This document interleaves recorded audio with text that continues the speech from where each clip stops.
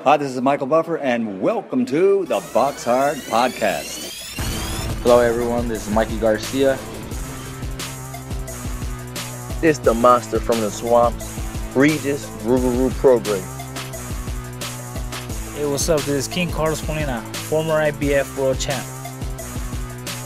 This is Michael, the Bounty Hunter, 2012 Olympian and your people's champ. This is Charlie Edwards, flyweight champion of the world. This is Fast Eddie Chambers, and you're listening to the BoxHard Podcast with my main man, Joey Coastman. Hello, everybody, and welcome to episode 401 of the BoxHard Podcast. I'm your host, Joey Coastman. I'm joined as ever by my main man, Mr. Fast Eddie Chambers. Eddie, how you doing this week, my man? I'm doing great, Joe. How you feeling, my man? Always good when speaking with you, Eddie. Always good when speaking with you. There's a fact on the podcast that obviously Eddie's voice is the last voice on the intro. So you actually hear Eddie's voice before mine every single week. And then obviously I come in and then I bring Eddie in and then he brings me back in. And then, I just wanted to point out, it's a bit of a pointless fact, but yeah, Eddie's on the intro every week, and you hear him before me. Go on, Eddie. I like that. I'm in there. I mean, I'm in there anyway because I'm on the podcast, but it's nice. It's nice to be in the intro. That feels good. There we go. They don't call him fast for nothing. He beats me to the microphone. Anyway, let's dive straight into the review part of the show. We're going to start here. Last Friday, the 16th of June at the York Hall, Bethnal Green, London.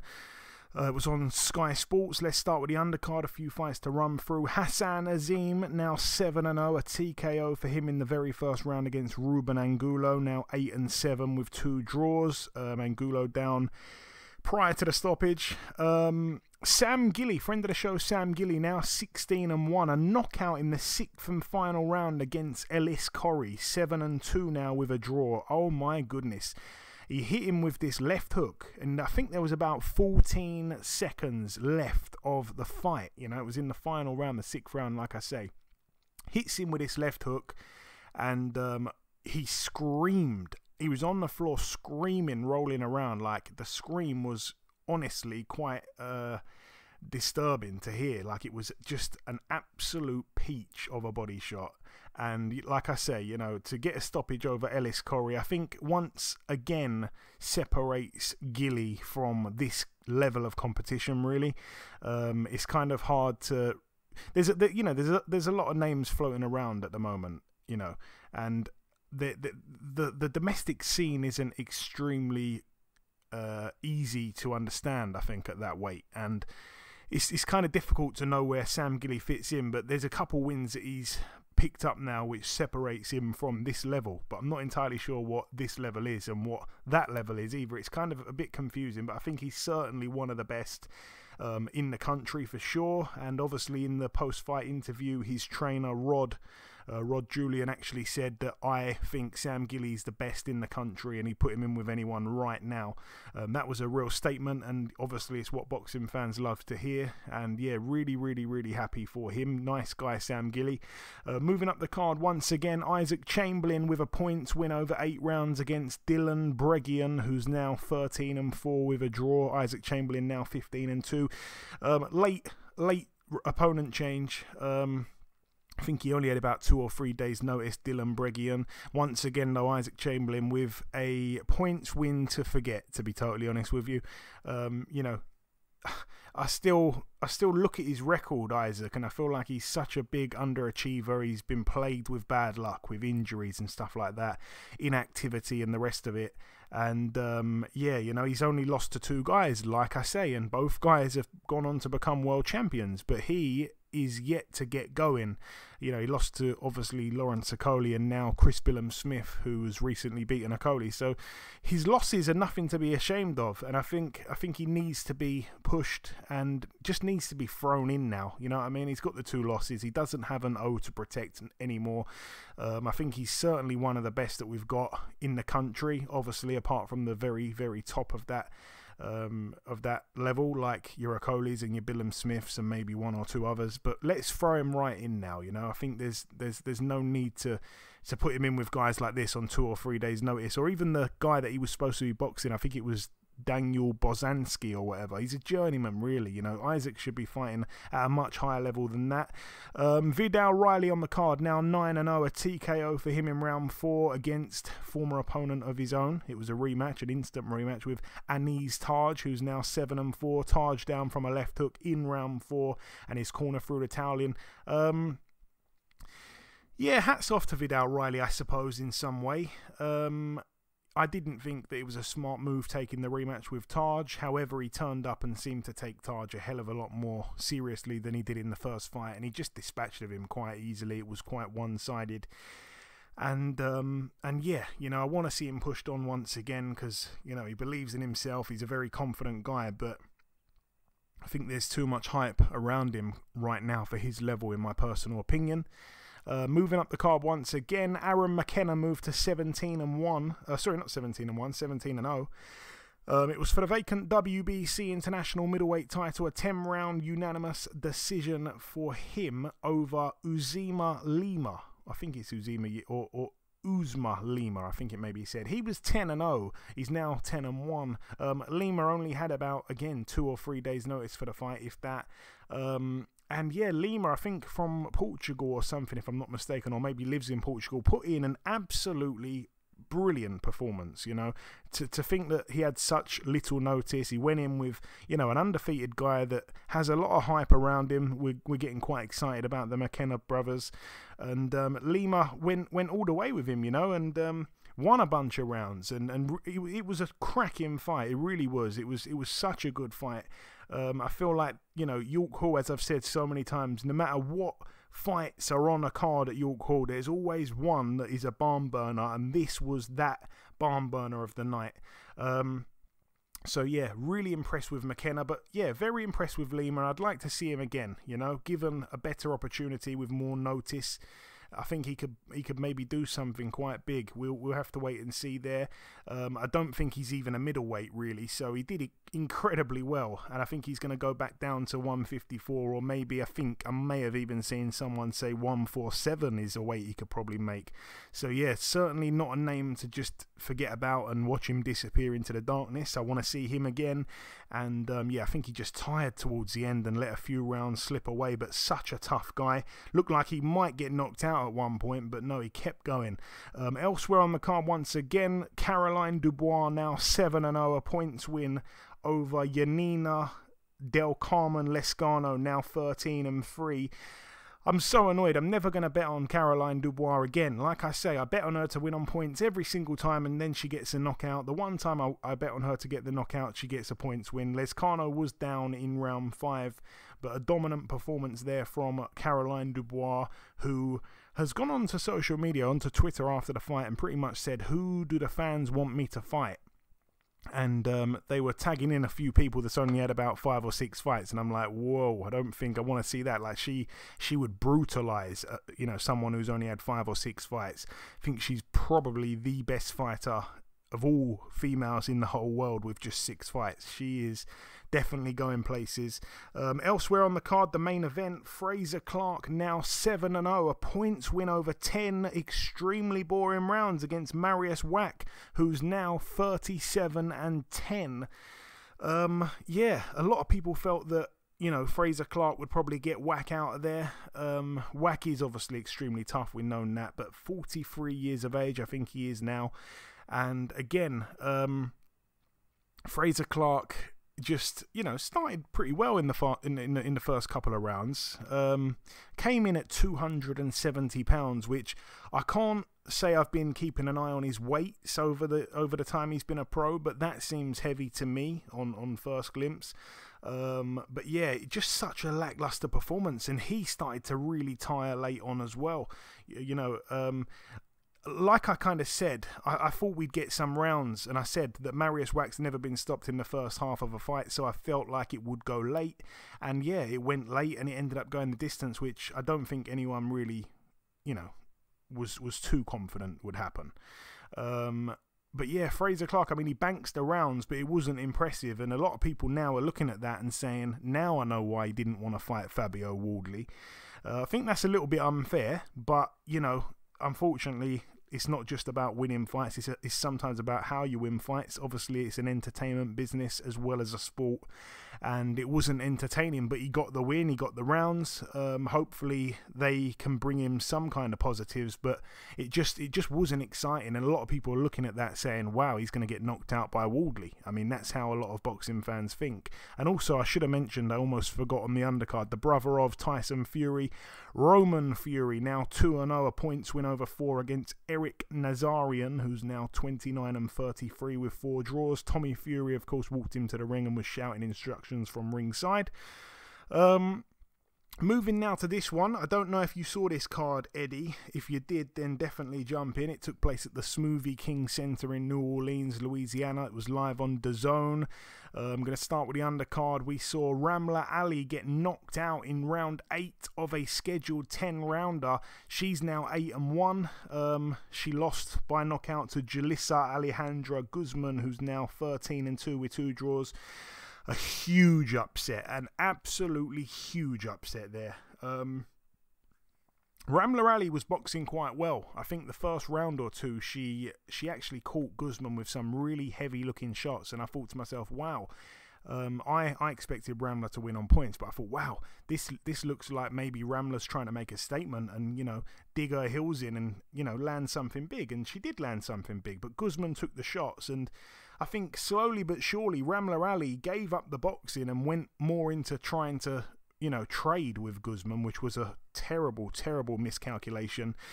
Guzman ends up dropping Ali in round 5, and Ali got saved by the bell. She went back to the corner. She came out in the next round, boxed quite well, and then got caught again in the last part of the round again. She went back to the corner. Manny Robles, I think, was quite well, did quite well in the corner with her.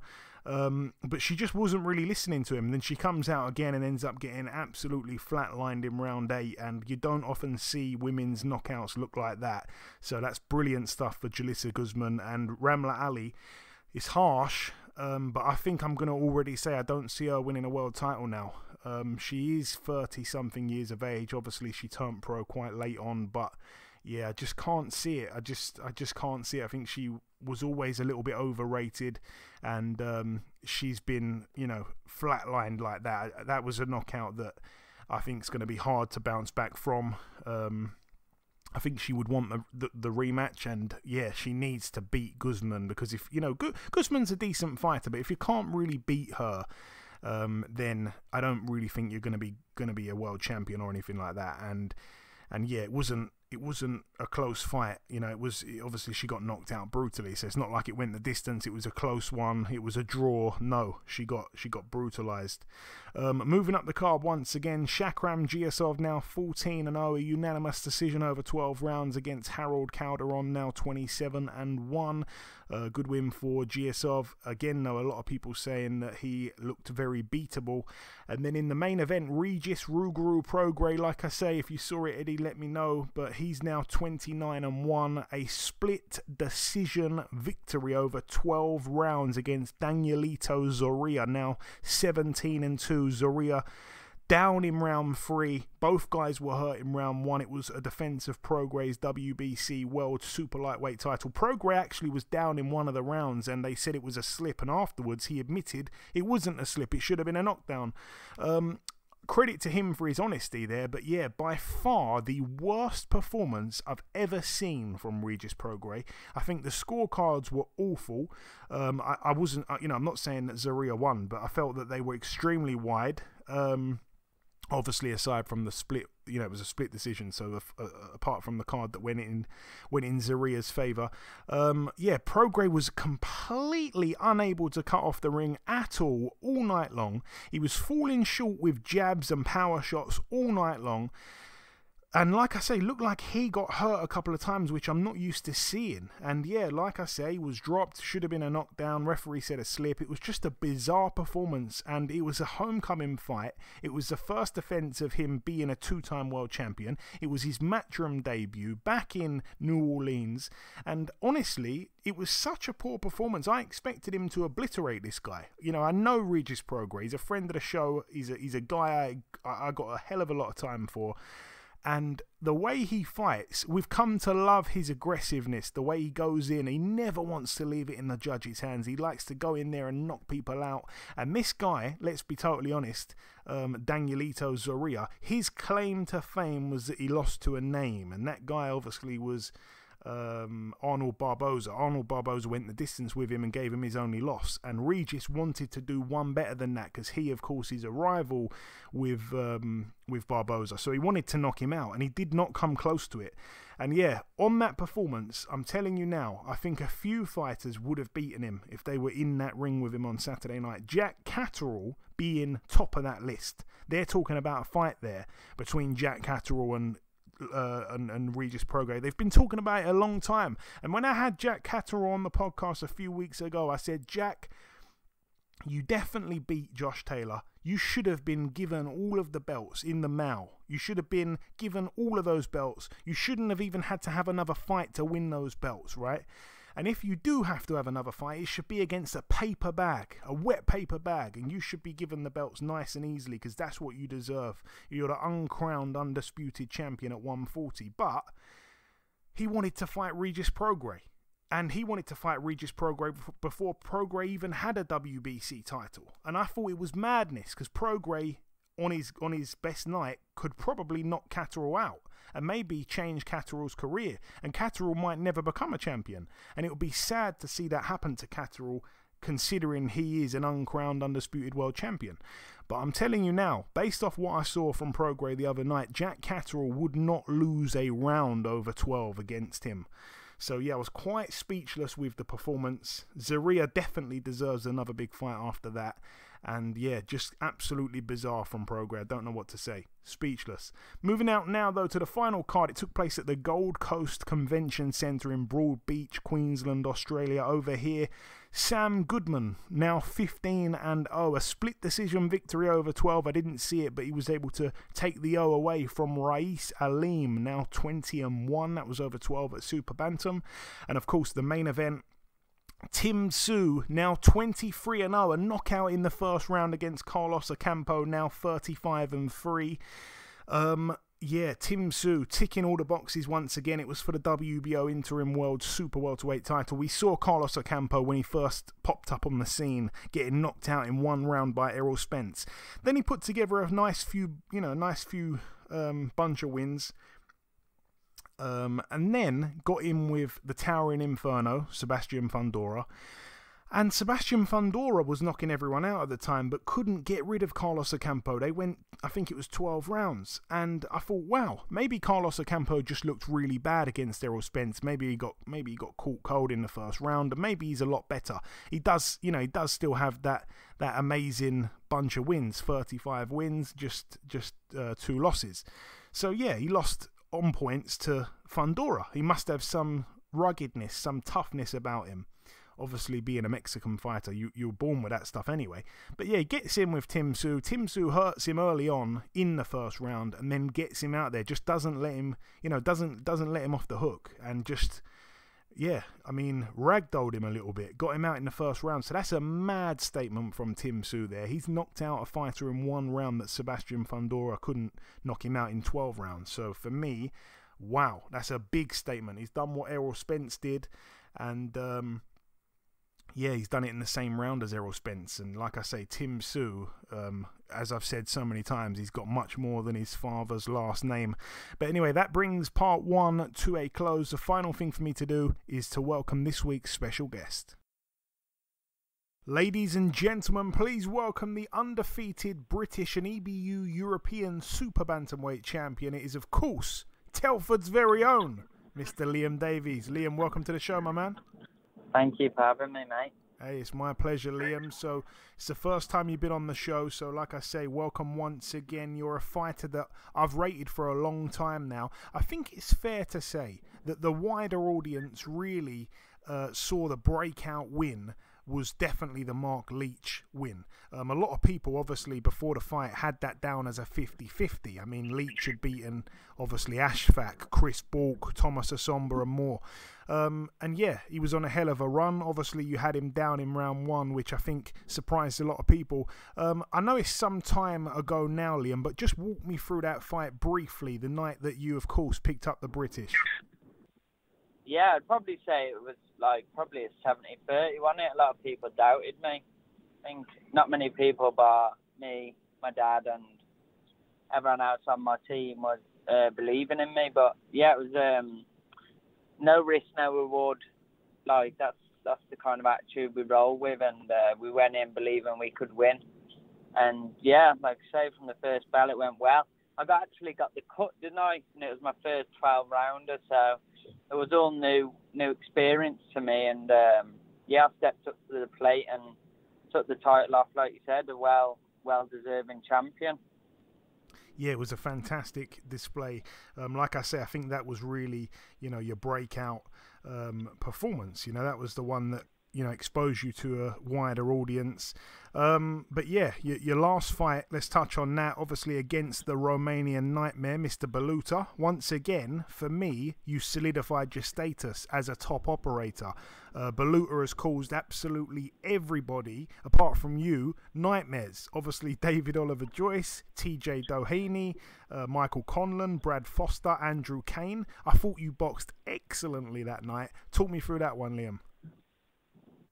It was another one where I think some people was unsure if I was ready for that fight. I definitely think Baluta thought I wasn't ready, and like I say, last year was a good year for me. I still don't think it's in the best of me, but I've got the experience behind me now, and like I say, I've fought two different fighters in Leach and Baluta, and it's just experience in the bag, and it's two good fighters, really, and I think I've done a number on both of them, so I don't think I'll really get the respect I deserve. I'm not looking for respect anyway, but yeah, I'm sure, like I say, after my fight, Baluta's gone on to beat Kane, and Leach has been avoided like the plague, so I think that says it all, really, and I believe I've done a number on him, and if I'd done it again, I'd do it even better. No, I believe you. I think, the Super-Bantamweight division at the moment is certainly hotting up. And yeah, let's move to your next fight. It's been announced, obviously, July 29th, back home in Telford. You'll be boxing former EBU European and British Super-Bantamweight champion Jason Cunningham. Obviously, he wants to try and get his old belts back. How do you see the fight unfolding, Liam? It's a good fight. He's obviously been around a long time, but look, I just see it as this is my time now, and it's another good name to tick off.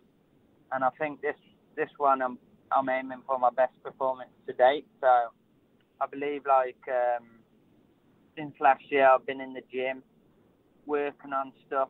I think I'm even nicer with it now. And this what I'm looking to do: show how much I have improved, and show that even though there's good competition, I'm number one for a reason, and I believe I will do that.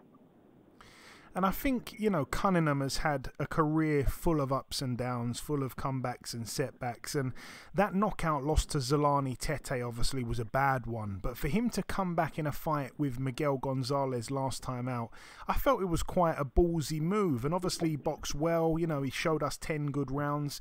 Would you say, Liam, that he is the best fighter you'd have boxed as a pro? Or if he isn't, who is? I'd say Leach is the best southpaw in the country, but we're going to see, aren't we?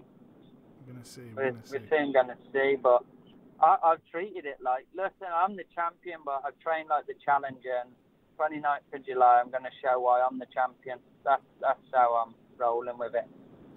And a fun fact, this is a really interesting fact actually. Cunningham has obviously had 39 career fights. I've only ever been to 2 of his fights, and they are the only 2 times that he's been knocked out. I'm not sure what to say about that. I won't be ringside in Telford. Was they were, I was there when he got knocked out by Tete and when he got knocked out by Baluta. Oh, okay. So I'm like the bad luck charm for Cunningham, but sadly I won't be there in Telford. But you know, I want to get your take, Liam, on a fight that goes down August 18th. Obviously, your former opponent Baluta gets in with your rival Dennis McCann. How do you see that fight going? I cannot wait. They're all my rivals. But yeah, it's a good fight. I think it's going to go one way or the other. Obviously, anyone that fights Baluta, if they got anything between the ears, they're going to do what I done. Do you know what I mean? Try to do that, but it's easier said than done. And like I say, it don't really matter to me. But hopefully McCann wins and keeps this fight alive. I'm sure whoever wins is going to want to fight me. They all want to fight me now, don't they? That's what I'm saying. I know there was a lot of hostility from Andrew Kane, obviously, before he fought Baluta. I think he said he wanted to meet you in the car park, but obviously Baluta beat him, and that's kind of fizzled it out. So I guess when you're saying you want McCann to win because it'll keep that fight alive, you don't want the same thing to happen. Yeah, either way, like, I don't really think about it too much. I'm going to focus. I'm going to win this fight, and I want someone in the top 5 in the world. I want to real test myself because I've already proved myself. Do you know what I mean? I've been and beat these lads, and now it's like they're fighting them because they got to see how far off they are from me, and that's what I don't blame them, but that's what I want to do with these top guys like Aleem, see who just fought Sam Goodman, the American, or fight Sam Goodman myself, or Marlon Taphouse is my number one I'd love to fight. And yeah, I'm looking at the guys ahead of me, but like I say, if they keep winning, I'm sure it will happen. But I won every bout by a world title now, and that's what motivated me to push, and that's what I believe I can do. So hopefully I get the chance to get my shot. Yeah, no, I understand that, and it very much is within touching distance now. You mentioned the champion Marlon Taphouse. Obviously, the other champion is Stephen Fulton. You're ranked with both the WBC and the IBF in the top 15. Obviously, you touched on Taphouse there, and Fulton's got his hands full with Inoue at the moment. But have you had enough time to look at both guys? Yeah. Obviously, the Taphouse one seems more realistic.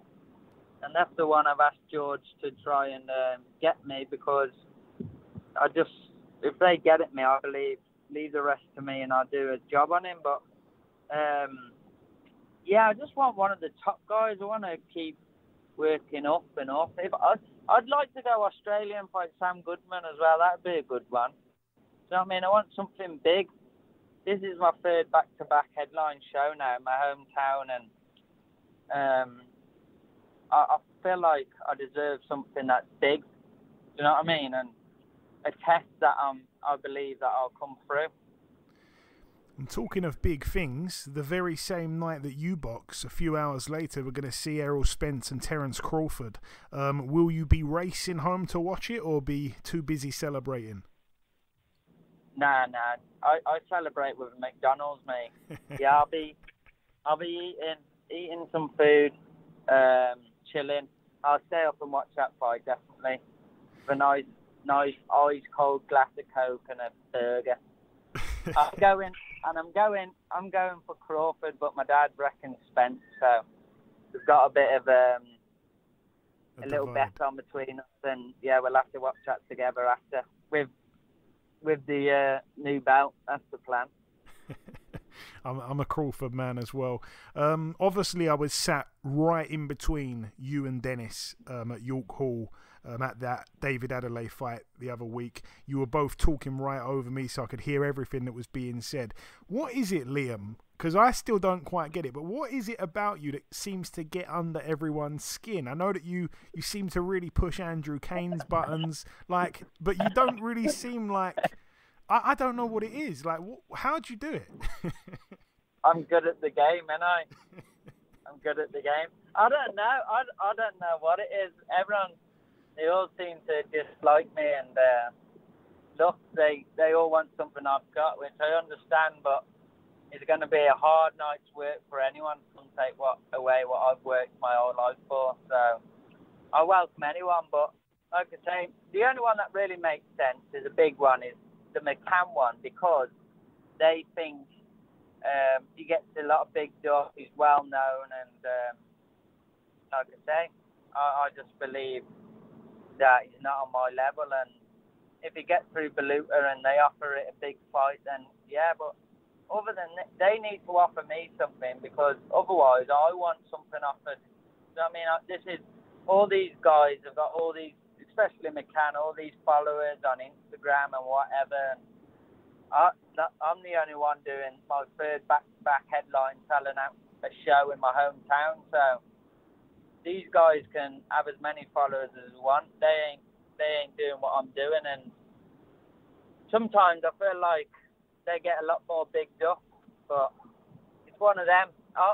It's gonna come. It's gonna work out for me. I work too hard for it not to work out. So I'm sure whatever's meant to be will be, and it will be a big fight. Hopefully we can do it soon, but he's got to get through Baluta first, and this is his first proper test. So yeah, when I seen him, I wished him luck, and like you said, you heard the conversation, and I said we'll happily do it if it makes sense. So it's not a problem to me. Yeah, one interesting factor is obviously McCann sparred a lot of rounds with Baluta, but what we do know is that McCann's never made 122 and sparred Baluta. I think that's going to be a big factor, actually. I know he's sparred him when he's been a lot heavier.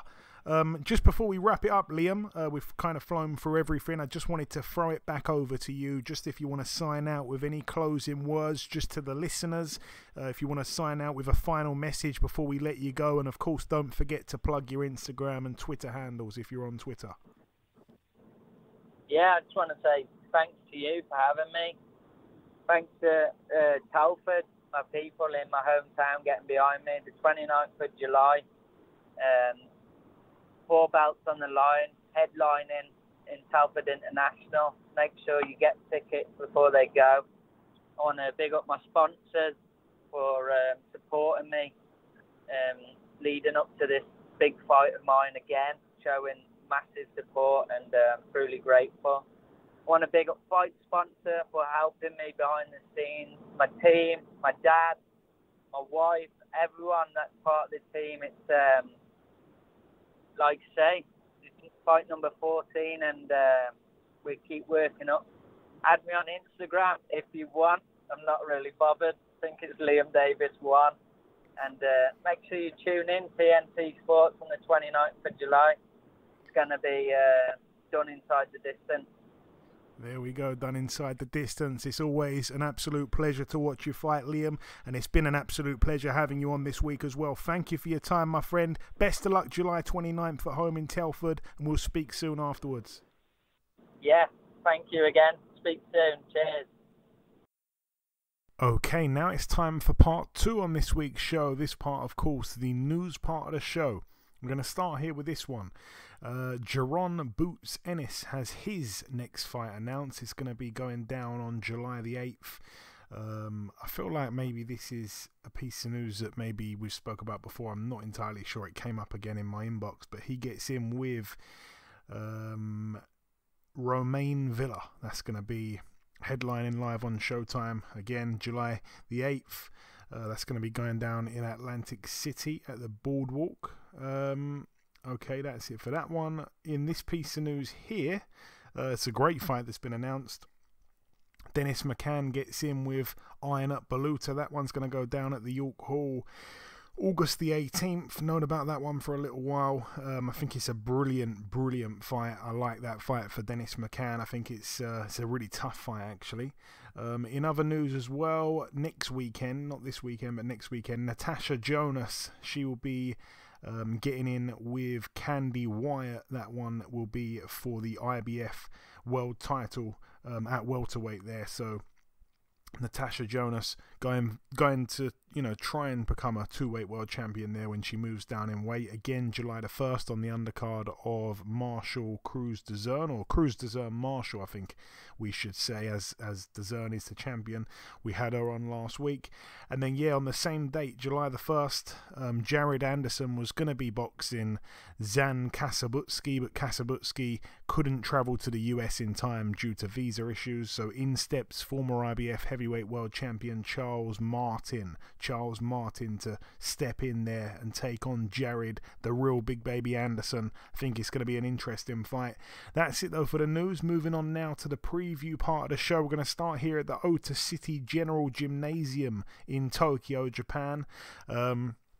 Like I say, Eddie, I will be coming to you a lot in part 2, but I'm not going to come to you here. We've got Daigo Higa, 19-2 with a draw, former, I think he was flyweight world champion. I'm pretty sure he was flyweight, not superfly.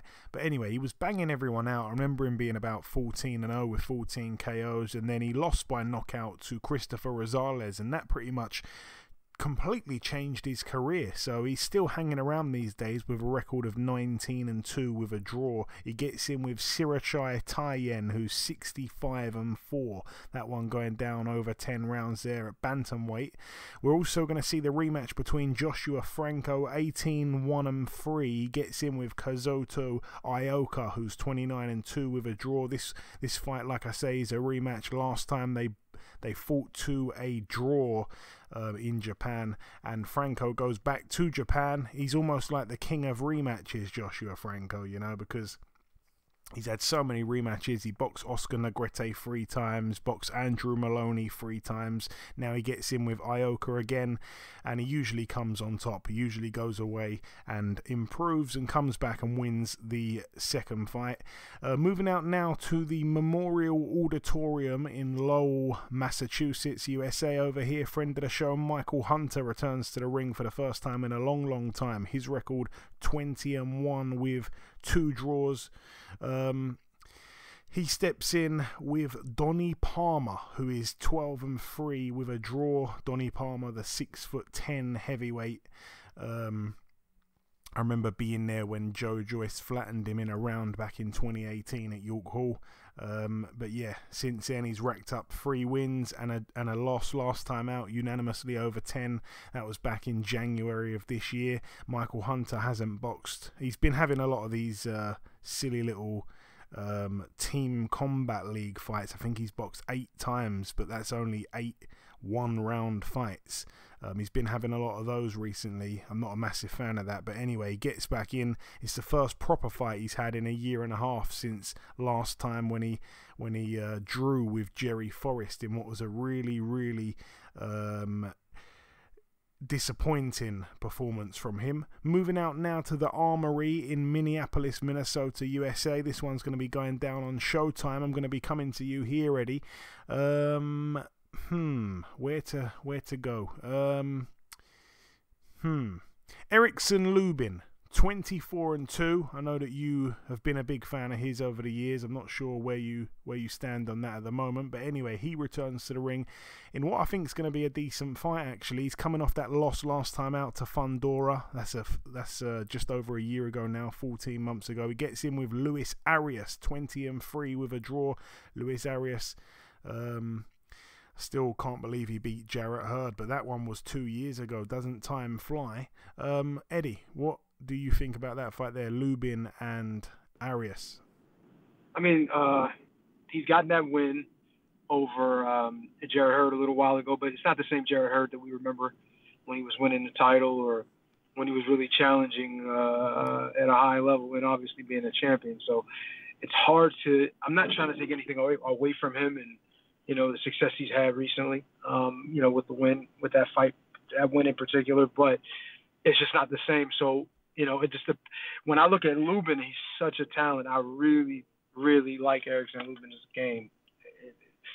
Almost every part of it. You know what I mean? Obviously, there's some things that he needs to, as far as defense. And, obviously not everything's going to be perfect. After, obviously, he's taken a few losses. to high level competition. But I really like his ability. I like what he brings to the table. To me, I think he wins this, but I really think it depends upon what he has left. I mean, in the fights he's lost, they've been tough fights on him. They've been knockout losses. They've been pretty, I don't want to say ugly, but yeah, kind of ugly in a sense. So, one of them was one round, with when he fought one of the Charlo brothers, but the other one with Fundora was a pretty serious knockdown drag out. So, like I said, I really like him. I like what he brings to the table, but I'm just not sure, where he is at this point. And, with his ability, I expect him to win, but we just really don't know where he's at. With, the recent damage, I'm not saying it's been a whole hell of a lot, but, like that last fight with him and Fedora was pretty brutal. So we'll see what he has. And if he's anything like he was in the past, I expect him to win. Yeah, and also on the card, Carlos Adames, 22-1, coming off that win last time out. He looked quite good against Juan Macias Montiel, banged him out in 3 rounds when Jamal Charlo went the distance with him. The win before that, a majority win over Sergei Derevianchenko. So he's in a bit of good form as well. He gets in with another guy who definitely belongs in that conversation, Eddie. Julian J. Rock Williams, 28-3 with a draw. The guy that, of course, took Jarrett Herzog and also these days looks absolutely shot to pieces. After he beat Jarrett Hurd, obviously got knocked out by Banana. Then the shock loss to Vladimir Hernandez, who was only 12-4, and last time out he was able to come back with a win. But it's been a really rough ride for him because he hadn't won since the Jarrett Hurd fight, which was just over 4 years ago now. So he, like I say, beat a guy last time out who was 18-11 with a draw. He gets in with Carlos Adames. They're expecting Carlos Adames to be able to knock J-Rock out. Also on the card, Caleb Truax, friend of the show, former IBF super middleweight world champion, 31-5 with 2 draws. He returns to the ring at light heavyweight here. He gets in with a guy called Burley Brooks, who's only 6-2 with a draw. He shouldn't really be able to, to trouble Caleb Truax, you wouldn't have thought, even though he doesn't have the best looking record, 6-2 with a draw, but he's got 5 by KO. Caleb Truax, though, coming off, I think it's 28 or 29 months inactivity, hasn't boxed since he lost to Caleb Plant back in January 2021. He's coming off a bit of a lengthy layoff, especially his age. I'm not entirely sure how old Truax is. Anyway, best of luck to him. Moving now to this one, it goes down at the MSG, the Madison Square Garden Theatre in New York, USA. Let's start with the undercard. Reshat Mati, 13-0, gets in with Dakota Linger, who is 13-5 with 3 draws. I'm sure he's absolutely full of confidence at the moment. Last time out, stopping Josue Vargas in just 2 rounds. Though prior to that, he hadn't really done too much. He was on a terrible run, getting knocked out by Brandon Lee, losing to Omar Juarez, losing to Maurice Lee. Anyway, I'm sure he'll be full of confidence after knocking out Vargas, though I'm not entirely sure how good Vargas is. And it's gonna be a tough one against Reshat Mati. I wouldn't be surprised if that is quite a good fight, actually. I wouldn't be surprised if that I was going to say steals the show, but to be honest, there are a couple of decent and intriguing fights, so maybe I wouldn't go that far, but I think it's going to be a good one. Elsewhere on the card as well, I'm going to definitely come to you here, Eddie. Adam Kaunaki, 20-3, of course, coming off his 3 defeats all in a row. The Robert Helenius back-to-back knockouts, and then last time losing to Ali Aaron Demirizin over 10 rounds. He gets in with Joe Cusumano, who's 21-4 with 19 KOs. Only been stopped once in his 4 losses. That was a first-round knockout to Daniel Dubois back in August 21. But yeah, to be honest, you look for his record, Cusumano, don't think he's a great fighter. He's been a pro since 2010, and he's really kind of, only beaten really, low-level competition. No one... I mean, yeah, he beat... His best win of his career was a knockout victory against Gregory Corbin, and that was back in 2020. But Corbin's not fantastic. But yeah, anyway, like I say, gets in with Adam Kalnacki. And the one thing that just bothers me is that he can bang 19 KOs from 21 wins. I tell you what, 9-1 to get the knockout against an awfully, you know, I don't know what I was going to say there, but, you know, Kalnacki on an awful run. I think that's worth a little punt there. But I don't see it going 10 rounds, Eddie. I don't know if you know much about Joe Cusimano, but Adam Kalnacki in awful form. Cusimano. Damn, I was actually thinking. Nah, it's not the one I was thinking of. Yeah, I was just about to say, oh yeah, I know, and then I would have been saying the wrong guy. But yeah, there was a guy that I was at camp with, and I was helping a guy by the name of Damian Niaba, a Polish kid, big 6'7" Polish kid. I was up there sparring, and there's another guy that was up there, but his last name wasn't Cusimano. Wait, or was it? What's his name? Say his name again, Joe. Joe Cusimano. He's from Virginia. Wait, Joe is not. I think it might actually be him. You know, it might actually be him. I'd have to look at his Instagram to be 100% sure. But you know what? It might be him. And he was, because I was up in camp with those guys, and he was sparring with one of our favorite guys right now, Big Bang Zhang, and he was actually doing well. If this is the one I'm thinking of, and I think it is. And I think is it Joe Cusimano, or is it a different name? I don't know.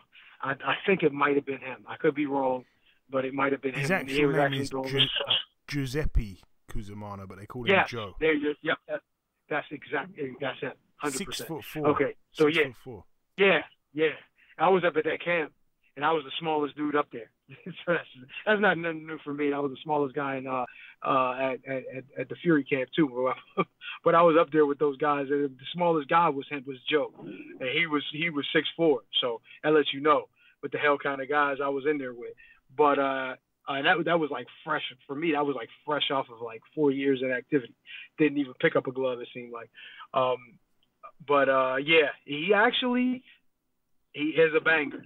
He was landing some good shots in there, even with Big Bang, and he was in there. He was giving as good as he was getting in a lot of ways. So he's not a terrible fighter. He's actually not bad. You know what I mean? Obviously, I understand. You know, there's certain situations you're trying to bring a guy along, and sometimes putting him in there with guys that are a little bit too easy can make them become expectant of that kind of performance from their opponents. And then when they see something that they haven't seen before, it kind of obviously shocks them. And that's why, you know, like you get those losses sometimes early, because then your guys want to kind of test you. So, and with Kalnacki, and honestly, the reason why this fight is being made, in my opinion, is because they are pretty close knit. You know what I'm saying? Because I was up there with Damian Niaba, who actually works with the brother of Adam Kalnacki. You know what I mean? So this is why that fight was able to be made. I'm not sure if Joe was in favor of it or not. Probably was. Hell of an opportunity for him. The guy's on the slide. So, for him to get some credibility and win a fight with a real top name, or at least a name that was on his way to the top, before he hit that terrible slide. It's a good opportunity for him. So, interesting. Just from me watching the guy in the gym, he actually did some good things. But I don't know from firsthand, experience. I never sparred with him, but he's definitely a banger. He can punch. I can tell he can punch. He hit Zhang with a couple shots there and take a little half second full back. You know what I mean? So it was good. It was really good work all around. And I think it's a hell of a bet. You can bet that and get a nice little bet on there. Yeah, that might actually be a good thing for somebody to try out, because he doesn't punch soft, so it gives you a hell of an opportunity to win that money. Yeah, I mean, obviously I'm favouring Kaunaki, of course, but I'm just saying I think Kuzumano 9-1's quite interesting. Kaunaki, like I say, in awful form, hasn't won a fight since August of 2019, so almost 4 years ago when he beat Chris Arreola on points over 12 rounds. That's his last win. Moving up to the main event, I think it's another really interesting fight, and once again, Eddie, I want to get your opinion. Edgar Berlanga, 20-0.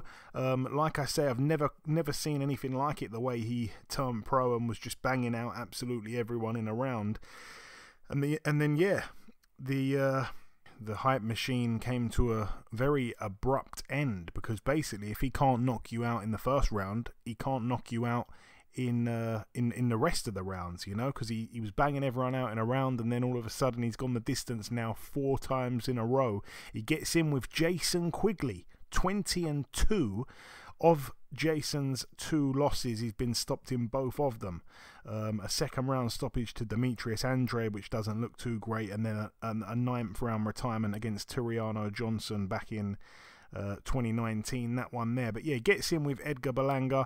I think it's an intriguing fight, and I do for some reason think we're going to see a couple of rounds. I don't think Berlanga's going to walk through Quigley, even though Quigley, I think, really and truly is a middleweight, isn't he? I think. Don't think he's been at super middle too long. I think he moved up there in his last fight, really. You know, he lost to Andrade, then came back with a comeback win, which was earlier this year to Gabor Gorbix back in April of this year. That one was back home as well in Dublin. I remember that. Wow, time's flown. That only feels like a few weeks ago now to think of it. I guess it really was a few weeks ago. But yeah, he came back, beat him, but he was coming off 2 years and 5 months out. Wow, time has... No. Yeah, oh, no. He was out the ring for almost a year and a half, yeah, after losing to Andrade. Came back with an easy win against a journeyman. Now he's back in with Edgar Berlanga. I still think we're going to see a few rounds here for some reason. I like the over-under, which I think set at about 4.5 rounds. But anyway, I'm pretty sure we're both back in Berlanga to win. It's for the WBO, NABO super middleweight title. And then the final card to mention goes down at the 2300 Arena in Philadelphia, Pennsylvania, USA. It's not going to be televised, but we are going to see the ring return of former IBF super featherweight world champion, friend of the show, Philadelphia's very own Tevin Farmer. We haven't seen him for 3.5 years since he lost to Joseph Jojo Diaz in Florida. He gets back in with Avery Sparrow, who's 11-4, but a lot better than his record suggests. It's kind of the battle of Philadelphia here. Obviously, Sparrow has kind of had an up and down career. A couple of decent wins along the way, then a couple of bad losses. Coming off a loss last time to William Foster III. But yeah, he's been much more active than Farmer, and I think he's had about 5 fights in the time that Farmer's been out the ring. So yeah, once again, I think it will probably go the distance. It's a 10-rounder, like I say, but I wouldn't be surprised, I swear, if Sparrow pulled off the win on points, just because Tevin's been so inactive. Thoughts, Eddie? If you want to give any thoughts at all, if you know both guys. I know you know Tevin, obviously. Yeah, I mean, I know Tevin. I think I might have seen Avery Sparrow. Did he wasn't one that fought. Got banged out by Rolando Romero. Yes, then I said, yeah. But he beat Hank Lundy back in 2019. Yeah, I know. I seen him. You know, the fact that Tevin's been so inactive can be a little bit of an issue. A little bit of an issue, but it could be a hell of an issue, or it could be a small issue. It all depends on the kind of camp he's had and what he's been doing in the time off. If he's been partying, hanging out, spending money, chilling, not really working, not really being focused, not really thinking about anything. You know, don't get me wrong. Sometimes it's nice to get away from everything, especially when, you know, it moves so fast. You know, you get so high so fast. You know, it can sometimes give you a little bit of you know, you just want to kind of recenter yourself. You know what I'm saying? If that makes sense. So it's like, you know, it could be a good thing to the time off for him, but you know, when you're inactive, regardless of the situation, no matter what the case may be, you're not going to be as sharp. If you have a great camp, if you're training, if you're doing everything right, you still might not get the best out of yourself, coming back after such a long time off.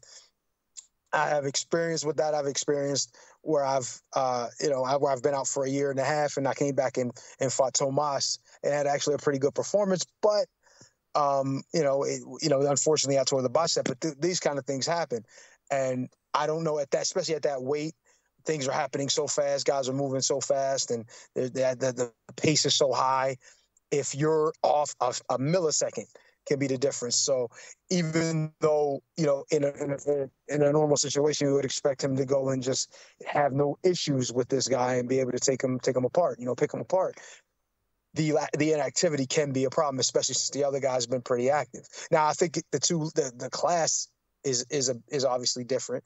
We know Sparrow's a little better than his record suggests, but I still think that Tevin is, obviously a much better fighter, much more accomplished, done a lot more things. So, the experience level of the two is a little different, the caliber of opposition, even though Sparrow's been in with a couple of guys and got a couple of decent wins, still not to the level of Tevin. So we'll see on the night whether or not, it's an issue, but I expect Tevin to win. By decision. I don't necessarily expect a knockout, but I definitely expect a decision win from Tevin. Yeah, I think, like I said, there's a bit of smart money on Sparrow just due to Tevin's inactivity. But yeah, Tevin really should be too classy for Sparrow, and it should be a points win. Obviously, Tevin's not much of a puncher, only got 6 KOs from his 30 wins, and Sparrow's only been stopped the one time, which was to Rolando Romero, round 7. But yeah, that brings the preview part to a close. In part 1, we did the review part, then we welcomed our special guest. In part 2, we did the news. We've just wrapped up the preview part. The final thing for me to do is to come in with the outro, which I'll do in just a few seconds. Okay, and this wraps up episode 401 of the BoxHard Podcast. I've been your host, Joey Coastman. Eddie Chambers has been with me for the duration of the show. A huge shout out to this week's special guest, the undefeated reigning British and European Super-Bantamweight champion, Mr. Liam Davies. The biggest thanks of all, though, goes out to you, the listeners. Thanks once again for tuning in. Remember, if you do have a spare 2 minutes, please leave us a review on iTunes. That's about everything from myself, though. Enjoy your weekends, people. Stay safe, and we shall see you all again next week.